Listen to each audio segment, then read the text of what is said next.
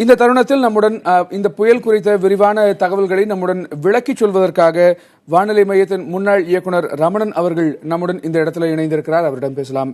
வணக்கம். வணக்கம் சார், சொல்லுங்க சார். இந்த புயலை பொறுத்த வரைக்கும் வர்தா புயலின் தாக்கம் என்பது எந்த அளவில் இருக்கும்? ஏன்னா புயல் கரை கடந்த பிறகும் கூட அந்த காற்றின் வேகம் என்பது 55 முதல் 65 கிலோமீட்டர் வேகத்தில் இருக்கும் அப்படின்னு சொல்லப்படும் பொழுது, அப்போ இந்த புயலின் தாக்கம் மிக அதிகமாக இருக்கும் என்று கொள்ளலாமா?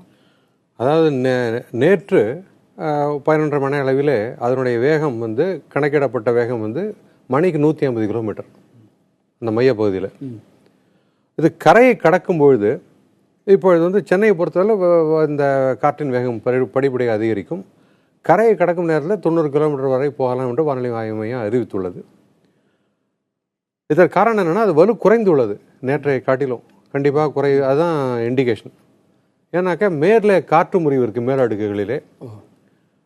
அடுத்தது காற்று முறிவுனா ஒவ்வொரு அடுக்கில் ஒரு திசையில் ஒரு காற்றும் வேறு திசையிலேருந்து காற்று வரும்போது அந்த காற்று முறிவுமாங்க. ஓகே, அது செங்குத்தான அமைப்பை சற்று வலு இழக்க செய்யும். அந்த காரணத்தினால அடுத்தது வந்து கடலுடைய வெப்ப நிலையும் சற்று குறைந்த நிலையில் இருக்கிறது சென்னை கடற்கரை பகுதியில். அதனால் இந்த வேகம் குறைவாக இருக்கிறது. அதான் காரணம். அது கரை கடந்த பின்பு காற்றினுடைய திசை மாறும். எங்கெல்லாம் இந்த கிழக்கு திசை காற்றுகள் இருக்கிறதோ அதெல்லாம் மேற்கு திசை காற்றுகள் வர தொடங்கும். அந்த நேரத்தில் வந்து 40 முதல் 50 கிலோமீட்டர் வேகத்தில் காற்று வீசும் என்று சொல்லியிருக்கிறார். அடுத்தது இந்த மழையின் பொறுத்தவரையிலும் பொதுவாக இந்த மையப்பகுதிக்கு வடப்பகுதிகள் தான் உங்களுக்கு வந்து மழையான அளவு அதிகமாக இருக்கும். தென் பகுதிகள் அந்த அளவுக்கு இருக்காது. ஏன்னா மேற்கு திசையிலிருந்து காற்று வீசுகிறது. ஆனால் வடக்கு பகுதியில் கடலிலிருந்து காற்று வீசுகிறது கிழக்கு பகுதியிலேருந்து. அதனால் அங்கே தான் மழையின் அளவு அதிகமாக இருக்கும். அப்படி பார்த்தோன்னா திருவள்ளூர் மாவட்டங்கள், காஞ்சிபுரம் மாவட்டம் அந்த இடத்துல நல்ல இருப்பதற்கான வாய்ப்புகள்லாம் உண்டு. அது சென்னையும் இந்த மாவட்டங்கள் பக்கத்தில் இருப்பதனால வாய்ப்பு. ஆனால் பொதுவாக இது சென்னைக்கு வடக்கே தான் கரையை கிடக்கும். ஆமாம், இது அப்போ வலு குறைந்திருக்கு அப்படின்னு சொல்றீங்களா? ஆமாம், நேற்றைய காட்டிலும் வலு குறைஞ்சிருக்கு. ஏன்னா வந்து 90 கிலோமீட்டர் தானே சொல்லியிருக்காரு கரை கடக்கும் பொழுது.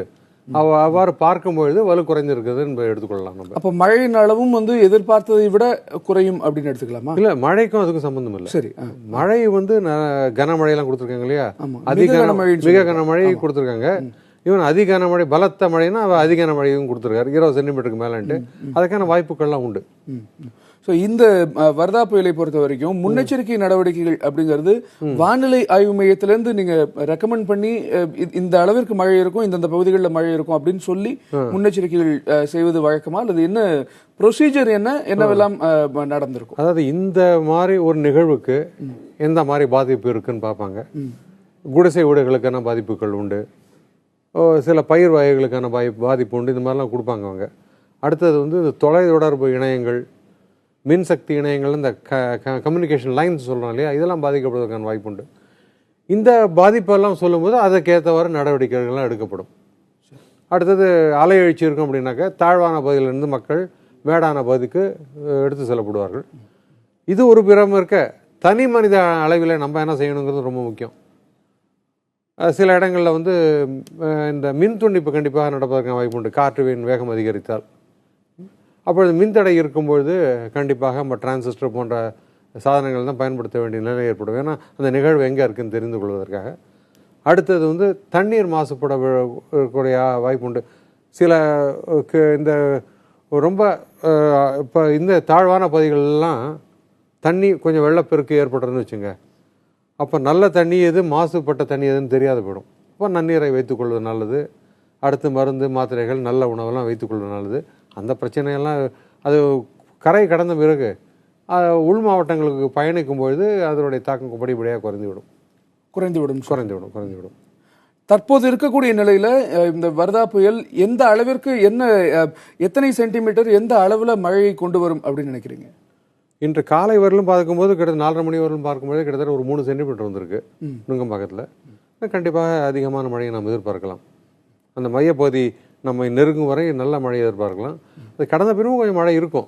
அப்படியே மழையினால படிப்படியாக உள் மாவட்டங்களை நோக்கி அது பயணிக்கும் பொழுது மழையினாலும் படிப்படியாக குறையும்.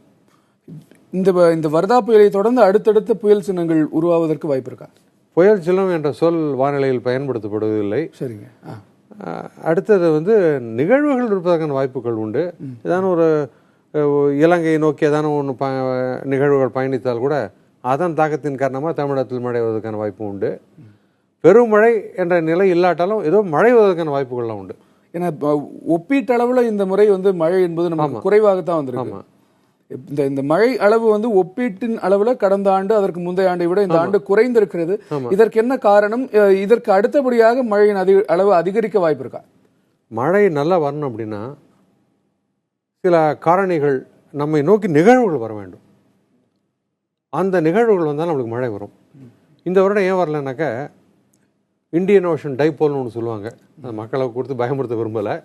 அந்த டைபோல்னு ஒன்றும் இல்லை. இந்த மலேசியா சிங்கப்பூர் பகுதிகள்லாம் வெப்பம் சற்று அதிகமாக இருக்கும். அதாவது கடலின் வெப்பம். அதே அரபிக்கடல் பகுதிகளில் சோமாலியா பகுதிகளெலாம் கடலின் வெப்பம் வந்து குறைவாக இருக்கும். இதை தான் வந்து நெகட்டிவ் டைபோல் அப்படிம்பாங்க. இந்த காலகட்டத்தில் என்ன ஆகும்னா இந்த ஏதான ஒரு நிகழ்வு ஆனது தென்சீன கடல் பகுதியிலேருந்து அந்தமான் கடல் பகுதிக்கு வரும்பொழுது கடல் வெப்பம் இருப்பதற்காக அது வலுப்பெற்று புயலாக மாறி வடக்கு நோக்கி போய்விடும். அப்பொழுது வந்து நம்மளுக்கு மழையின் அளவு குறைந்து விடும். அதான் இந்த வருடம் நடந்திருக்கிறது. கடந்த வருடம்லாம் அந்த இடத்துல வெப்பநிலை குறைந்திருந்தது. ஆனால் எந்த நிகழ்வும் வலுப்பெறவில்லை. வலுப்பெறாத காரணத்தினாலே நம்மை நோக்கி தமிழகத்தை நோக்கி வந்தது. அதனால பெரும் மழை நல்ல பெரும் வெள்ளம்லாம் இருந்தது. இந்த வருடம் அதுதான் இல்லை. அதுதான் ஒரு காரணம். இவர் நிறைய காரணங்கள் இருக்கின்றது. மேடன் ஜூலியன் ஆசிலேஷன் ஒன்று சொல்லுவாங்க. அதெல்லாம் பெரிய வார்த்தைகள். அதாவது அது வந்து ஒரு டிராபிக்கல் வே அப்படின்னு சொல்லுவாங்க. வெப்பமண்டல அலைன்னு வச்சுங்களேன். அந்த அலை வந்து உடைய பொசிஷன் கடந்த வருடம் பார்க்கும்பொழுது அது அந்த நிலை வந்து நம்ம மழை பெறும் மாதங்களான அக்டோபர் நவம்பர்லாம் நம்ம இடையே இருந்தது. ஸோ அதன் காரணத்தினால்தான் நம்மளுக்கு நல்ல மழை வந்தது. இந்த வருடம் இந்த டிசம்பர் மாதம் தான் அந்த அலை வந்திருக்கு. அதனால தான் நம்மளுக்கு வந்து இப்போ டிசம்பர் மாதத்தில் இது மழை வந்து கொண்டு இருக்கின்றது. இப்போ இந்த மழை அளவு அப்படிங்கிறது தொடர்ந்து கிராஜுவலா இன்க்ரீஸ் ஆக வாய்ப்பு இருக்கிறதா அல்லது எதற்கான வாய்ப்புகள் அதிகம்? பாருங்க, வந்து இந்த 3 மாதங்களில் நாம் பெறக்கூடிய மழை என்பது 44 சென்டிமீட்டர். இதுவரையிலும் கிட்டத்தட்ட ஒரு 13 சென்டிமீட்டர் தான் வந்திருக்கு. மீதி 31 சென்டிமீட்டர் இந்த மாத இறுதிக்குள்ள வருங்கிறது எதிர்பார்க்கறது கடினம். வரதுக்கான வாய்ப்பு இல்லை. இருந்தாலும் ஒன்றுமே இல்லை என்ற நிலை இது விட்டு ஏதோ ஓரளவுக்கு வரும். ஸோ அந்த அளவில் நாம் திருப்தி அடைய வேண்டியதுதான். அப்போ இந்த மாத இறுதி கடந்துட்டா அதுக்கப்புறம் மழை இருக்கான்னு சொல்ல முடியாது. ஏன்னா ஜனவரி மாதங்களோட மழை ஒரு மாதங்கள் உண்டு. ஏன்னா வடகிழக்கு காற்று என்பது ஏப்ரல் 15 வரை இருக்கும். ஸோ கடல் சார்ந்த நிகழ்வுகளை நாம் வந்து ஜனவரி பிப்ரவரி மாதங்களில் கூட எதிர்பார்க்கலாம். தவறில்லை. சில வருடங்களில் மார்ச் மாதம் 2008 நல்ல மழை பெய்திருக்கிறது. அதான் வர்தா புயலை பொறுத்த வரைக்கும் 180 கிலோமீட்டர் சென்னையிலேருந்து 180 கிலோமீட்டர்ல தற்போது இருக்கு அப்படின்னு சொல்லியிருக்கிறாங்க. இன்னும் எவ்வளவு நேரம், எத்தனை மணி நேரம் இன்னும் மழை சென்னையில இருக்கிறதுக்கு வாய்ப்பு இருக்கு? மழை வந்து அது புயல் கரையை கடந்த பின் உள் மாவட்டங்கள் பயணிக்கும் போது கூட மழை இருக்கும். அதாவது மழையின் அளவு குறையும், அவ்வளவுதான். நாடா புயல் இதே போலதான் வந்து சொன்னாங்க. அந்த நாடா புயல் நெருங்கி வந்த போது கூட இது மிக அதிகமான மழையை கொண்டு வரப்போகிறது அப்படின்லாம் வந்து நமக்கு எச்சரிக்கைகள் விடுக்கப்பட்டன.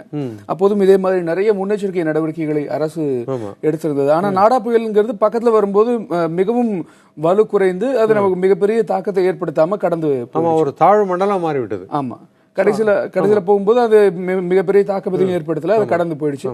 இப்ப இந்த வர்தா புயலுக்கான சாத்தியக்கூறுகள் எப்படி? இந்த வர்தா புயல் கூட கரையை கடந்த முன்பு உள் மாவட்டங்களில் பயணித்து ஆந்திரா மற்றும் தெற்கு உள் கர்நாடகம் அப்படின்னு சொல்லி அரபிக்கடலை நோக்கி அடைந்து விடும். ஸோ அந்த காலகட்டங்களில் வடகோடி மாவட்டங்களுக்கு மழை இருப்பதற்கான வாய்ப்பு உண்டு. தென் மாவட்டங்களுக்கெல்லாம் வாய்ப்பு குறைவு. சென்னை, திருவள்ளூர், நீங்க வட மாவட்டங்கள் சொல்லி சென்னை, திருவள்ளூர், அந்த மாதிரி காஞ்சிபுரம், அடுத்தது உள்ள பயணிக்கும் போது வேலூர் மாவட்டத்துக்குள்ள வருவதற்கான வாய்ப்பு உண்டு. தெற்கு உள் கர்நாடகம்னு போகும்போது அந்த கிருஷ்ணகிரி மாவட்டம் அந்த பகுதியில் கூட மழை வருவதற்கான வாய்ப்பு உண்டு. இந்த வர்தா புயலை பொறுத்த வரைக்கும் அதான் கேட்கிறேன், எந்த அளவிற்கு மழை இருக்கும்? ஏதாவது சொல்றீங்களே வானிலை ஆய்வு. ஏன்னா அவங்க வந்து இப்போ 180 கிலோமீட்டர்ல வந்து மையம் கொண்டிருக்கு அப்படின்னு சொல்றாங்க. 90 கிலோமீட்டர் வேகத்தை கரை கடக்கும் போது வீசும் காற்றுது. அப்போ எத்தனை மணிக்கு இது கரையை கடக்கும்? நாளை வரைக்கும் மழை இருக்கும் அப்படின்னு எதிர்பார்க்கலாமா? கண்டிப்பா. அதாவது கரையை கடப்பது என்பது மதியம்னு சொல்லிருக்காங்க. மதியம் இல்லை ஈவினிங்குள்ள கரையை கடக்கும். அது கரை கடந்த பின்பு மழை தொடரும். அவரோட மழையின் அளவு படிப்படியாக குறைந்து விடும். கரை கடந்த பின்பு. ஏன்னா உங்களுக்கு வந்து உள்ளே வந்தது பூரா அது வலுவிழக்கும் ஒன்று. அடுத்தது ஒரு ஃப்ரிக்ஷன் என்று சொல்லக்கூடிய உராய்வின் காரணமாக அது வலுவிழக்கும். வலுவிழக்கும் போது அந்த வேகமும் குறையும். இந்த காற்றின் வேகம்லாம் குறையும் போது உங்களுக்கு மழையின் அளவும் அப்படி அப்படியே குறைந்து விடும். அது அப்புறம் உள் மாவட்டங்களை பயணிக்கும் போது நாம் இந்த கிழக்கு பகுதியில் உள்ள மாவட்டங்களில் அளவு குறைந்து விடும். எந்த இடத்துல மையம் கொண்டிருக்கோ அங்கே தான் மழை அதிகமாக இருக்கும். பொதுவாக அந்த 44 சென்டிமீட்டர் மழை வந்து சராசரியாக இந்த 3 மாதங்கள்ல நமக்கு கிடைக்க வேண்டும் அப்படின்னு இருக்கு இல்லையா? இந்த மழை நன்றாக இயல்பாக இருக்கக்கூடிய காலகட்டங்கள் இந்த ஆண்டு குறைந்திருக்கிறது. நான் என்ன கேட்கிறேன்னா, இது இயல்பாக இருக்கக்கூடிய காலகட்டத்துல எத்தனை புயல்கள் வந்து பொதுவா வந்து உருவாகும்னு ஒரு அந்த கணக்கு இருக்குதா? அதாவது இதுதான் ஒரு புயல், அடுத்தது புயல் வருங்கிறதுக்கு எல்லாம் சொல்ல வாய்ப்பு சொல்ல முடியாது. ஏதாவது நிகழ்வு வந்துட்டு இருக்கும். அப்படி வந்தாலும் இலங்கையை தாண்டி போச்சுன்னா நம்மை நோக்கி வருகிறதா என்பதுதான் முக்கியம். இதே ஆந்திராவில் இருந்தால் இந்த அளவு கூட மழை இருந்திருக்காது. ஸோ புயல்கள் என்பது முக்கியம் அல்ல, நம்மை நோக்கி வருகிறதா என்பதே முக்கியம். நீங்க பார்த்த வரைக்கும் எந்த ஆண்டு நீங்க மிக அதிகமான மழையை பார்த்தீங்க? 2005. 2005 கிட்டத்தட்ட 79 விழுக்காடு அதிகமாக இருந்தது. ஓ, கடந்த ஆண்டு வந்த அந்த கடந்த ஆண்டு கூட 53 விழுக்காடு தான். இதை விட 2005 அதிகமாக இருந்தது. 2005 அதிகமாக இருந்தது. ஓ, அந்த பீரியட்ல எத்தனை சென்டிமீட்டர் மழை வந்தது? அதான் 79% அபோவ் சராசரியை விட 79 விழுக்காடு அதிகம். கடந்த வருடம் வந்து 53 விழுக்காடு அதிகம் சராசரியை விட. இதுக்கு முன்பா நாம வந்து ரொம்ப அதிகமான தாக்கத்தை ஏற்படுத்திய புயல்கள் இப்போ தானேவாக, இந்த மாதிரி புயல்களோட இந்த வர்தாவை கம்பேர் பண்ண, அது மிக தீவிர புயல். தானே கிட்டத்தட்ட 140 கிலோமீட்டர் வேகத்தில் காற்று வீசியது. அதனால அதனுடைய தாக்கம் வந்து பயங்கரமா இருந்தது. அது குறிப்பாக பாண்டிச்சேரி, கடலூர், விழுப்புரம் மாவட்டங்கள்லாம் பயங்கர தாக்கம் இருந்தது. ஏன்னா 1994 பிறகு இந்த புயல் வந்து மிகவும் பலமான புயலாக இருக்கும் அப்படின்னு சொல்லப்பட்டிருக்கிறது. இந்த சொல்லப்பட்டிருக்கிற நேரத்தில் நீங்க சொல்றீங்க 2005 அதிகமான புயலும் வேற மழையும் வேற மிக்ஸ் பண்ணாங்க. நீ கேட்டது மழை, நான் புயலை பத்தி சொல்லவில்லை. ஓகே, அது ஒரு விஷயம். 2005 எந்த புயலும் நம் கரையை கடக்கவில்லை. ரெண்டு புயல்கள் கூட வலுவிழந்து தாழ்வு மண்டலங்களாகத்தான் கரையை கடந்தது. புயல்களே அந்த வருடம் கரையை கடக்கவில்லை. ஸோ புயலினால் தான் மழைன்னு இல்லை, வெறும் தாழ்வு நிலையானது கடற்கரையை ஒட்டிய நிலையிலே பல நாட்கள் நீடித்திருந்தால் மழை வந்து கொண்டே இருக்கும். ஏன்னா இப்போ 94 அப்புறம் இந்த புயல் ரொம்ப வலுவான புயலாக இருக்கிறது அப்படின்னு சொல்லும்போது இதன் மூலமாக எந்த அளவிற்கு மழையின் அளவு தாக்கம் என்பது இருக்கும் பாருங்க. இப்போ வந்து நேற்று 150 கிலோமீட்டர் வேகத்தில் இருந்தது மையப்பகுதியில், இப்போ குறைந்து விடுது. கரை கடக்கும்போது 90 தாங்கிறாங்க. அது வலுவிழந்த நிலையில் வெறும் புயலாக தான் வருது, மிக தீவிர புயலாலாம் இல்லை. அந்த அளவில் அது வலு குறைந்த நிலை தான். இது எப்படி சார் கணக்கிடுறீங்க? அதாவது எப்படின்னாக்கா நீங்க என்ன மாதிரி ப்ரொசீஜர்ஸ் இதில் ஃபாலோ? கரெக்ட். இது வந்து எப்படின்னாக்கா, முதல்ல அட்லாண்டிக் கடல்ல பகுதியில் இந்த புயலை வந்து அதனுடைய படங்களை வைத்துக்கொண்டு அடுத்தது அங்கு பெய்யும் அந்த மழை, அதனுடைய காற்றின் வேகம்லாம் கணக்கிட்டார்கள். டொராக்கன் தான் முதல்ல அவர் ஆராய்ச்சி செய்தார்.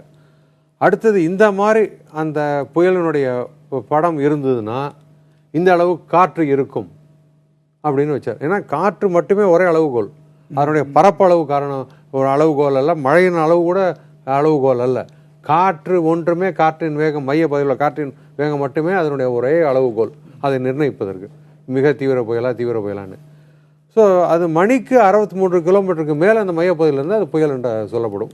அது நம்ம புயல் வந்து சைக்ளோன்னு சொல்கிறோம். அந்த அட்லாண்டிக் கடல் பகுதியிலலாம் அவங்க ஹரிக்கேன்பாங்க. இந்த ஜப்பான் போன்ற பகுதியில், பசிபிக் பகுதியிலலாம் டைஃபூன்பாங்க. அவ்வளோதான். இந்த காற்றின் வேகம் வந்து இந்த படத்து மாதிரி இருந்ததுனாக்க, இந்த செயற்கைக்கோள் படத்தில் இவ்வாறு இருந்ததுனாக்க காற்றின் வேகம் இவ்வாறு இருக்கும் அப்படின்னு அவங்க கணக்கிட்டு அதை வைத்து கொண்டு தான் ஊகிக்கப்பட்டது.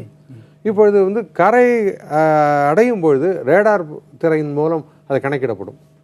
இந்த ரிசர்வ் பேங்க் எதிர்க்க பெரிய உருண்டையை பார்த்துருப்பீங்க இல்லையா, அதுதான் ரேடார். ஸோ அந்த ரேடார்லேருந்து அந்த மேல பெரிய, நாங்க ஏதோ அந்த ஜிஎன் சைஸ்ல ஏதோ கால்பந்து ஏதோ வச்சிருக்காங்களோ அப்படின்னு நினைப்போம். அதான் சென்னை வானிலை மையத்தினுடைய ரேடார். ஸோ கடல் பகுதியிலே வந்து அகச்சிவப்பு கதிர்கள், இன்ஃப்ராரெட் ரேடியேஷன், அதை அனுப்பி அது மீண்டும் பெறப்பட்டு அந்த மேகத்தொகுதிகள் மீது பட்டு திரும்பி வரும்பொழுது அந்த படத்தை பார்த்து அதிலிருந்து எந்த அளவுக்கு காற்றின் வேகம் இருக்கிறது, நம்மை நோக்கி வருகிறதா இல்லையா எல்லாம் கணிக்கலாம். ஈவன் மழையின் அளவு கூட ஓரளவுக்கு ஊகிக்க முடியும் அதை வைத்துக்கொண்டு. அப்போ 63 கிலோமீட்டருக்கு மேல மையப்பகுதியில் இருந்தா அது புயல் புயல் என்று சொல்ல அறிவிக்கப்படும். அப்போ இந்த வர்தா புயல் வந்து அதிதீவிர புயல் அப்படின்னு சொல்லியிருக்காங்க. இதனுடைய அந்த மையப்பகுதி காற்று அப்படிங்கிறது அப்பதான் நேரத்தில் 150 கிலோமீட்டர் இருந்திருக்கு. அது இப்போ 90 அவர் சொன்னதை வைத்துக் கொண்டு பார்க்கும்பொழுது அது வலு குறைந்து அப்போ வர்தா புயல் என்பது வலு குறைந்திருக்கிறது, அதன் தாக்கம் என்பது குறைந்திருக்கிறது அப்படின்னு சொல்லலாம். கண்டிப்பா சொல்லலாம். ஏன்னா அவர் சொல்றதை வைத்துக்கொண்டு நம்ம பார்க்கும்போது அப்படிதான் சொல்லணும் நம்ம. ஸோ இப்போ இந்த சிச்சுவேஷன்ல இன்று மதியத்துக்கு மேல் கரையை கடக்கும் அப்படின்னு வைத்துக் கொண்டிருக்கும் போது இன்னும் எத்தனை நாட்களுக்கு இந்த வர்தா புயலின் தாக்கத்தினால நமக்கு மழை இருக்க வாய்ப்பு இருக்கு? ஒரு நாட்கள் தான். அதன் பிறகு இப்போ நாளைக்கு பிறகு மழை குறைந்து விடும். நிகழ்வானது இந்த புயல்லாம் ஒரு நாள் 2 நாள் இருந்தா ஜாஸ்தி வேகமா உள்ள சென்று விடும். இல்ல அது போனதுக்கு அப்புறம் அந்த எதிர்காற்று அந்த தாக்கத்தினால மழை இருக்கும் அப்படின்லாம் சொல்லுவாங்க. ஆமா, எதிர்காற்று மழை தாக்கம் பட் குறைந்து விடும் படிப்படியாக. உள்ளே பயணிக்க மழையின் அளவு படிப்படியாக குறையும். அதுதான். இதற்கு எந்த மாதிரியான முன்னெச்சரிக்கை நடவடிக்கைகள் செய்யணும்? மக்கள் கிட்ட இருந்து மக்கள் என்ன மாதிரியான முன்னெச்சரிக்கைகளை மனசுல வச்சுக்கணும்? பொதுவாக எந்த ஒரு வானிலை நிகழ்வா இருந்தாலும் அதுக்கு என்ன நடவடிக்கை எடுக்கணும்னு மக்கள் வந்து அதை தெரிந்து கொண்டு விட்டால் எந்த ஒரு இயற்கை சீற்றம் இருந்தாலும் நம்ம எதிர்கொள்ளலாம். இப்போ மக்கள் அதிகமாக இறக்கிறார்கள் என்று பார்த்தால் இடி மின்னல் காரணமாக அதிகமாக இருக்கிறாங்க. புயலை காட்டணும். தானே புயல் சென்ற போது கூட ஒரு 50 மக்கள் இருந்தால் அதிகம்.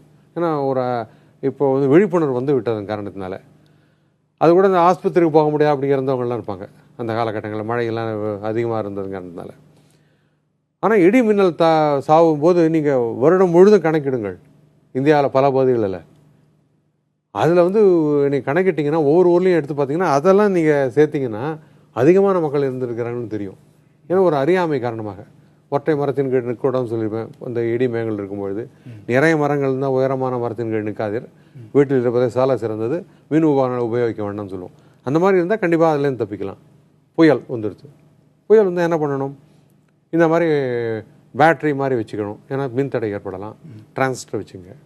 நல்ல குடிநீர், அடுத்தது நல்ல உணவு, அடுத்தது இந்த மருந்து மாத்திரைகள்லாம் வச்சுக்கிறது நல்லது. கதவெல்லாம் நல்லா சேர்த்து பூட்டி விடணும். எனக்கு இந்த காற்றின் வேகம் அதிகரிக்கும். இந்த மாதிரி ஒரு நடவடிக்கை. இதே பூகம்பம் வந்ததுன்னா வச்சுக்கோ, திடீர்னு வெளியில் போய் நின்றுட்டா நல்லது பில்டிங்கை தாண்டி. ஏன்னா நம்ம மேலே சரிஞ்சு விழாது.